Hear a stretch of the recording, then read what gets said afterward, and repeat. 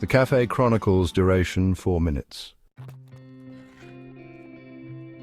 Once upon a time, in a quaint little cafe tucked away in the corner of a bustling city, two strangers crossed paths.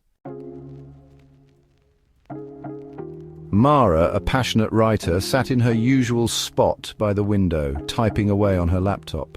She loved the cafe's cozy vibes and the way it smelled of fresh coffee and baked cookies.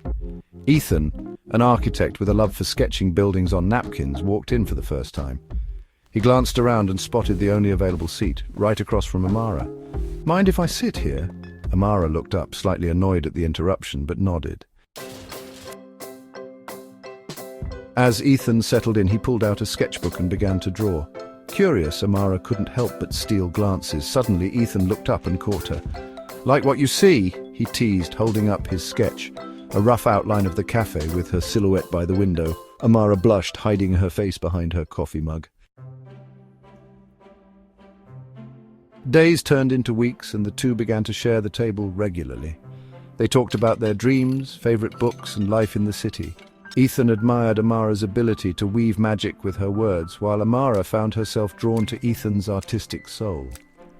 One rainy evening, the power went out in the cafe. Candlelight replaced the usual glow, and the atmosphere turned intimate. Ethan hesitated for a moment, but then slid a napkin toward Amara. On it was a sketch of her smiling.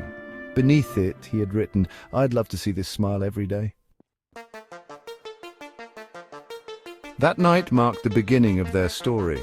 They explored the city's hidden gems, exchanged countless texts, and created memories that felt straight out of a romance novel.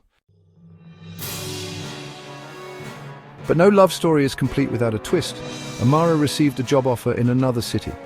Torn between her career and love, she confided in Ethan. Ethan said, "Chase your dreams, Amara, I'll wait."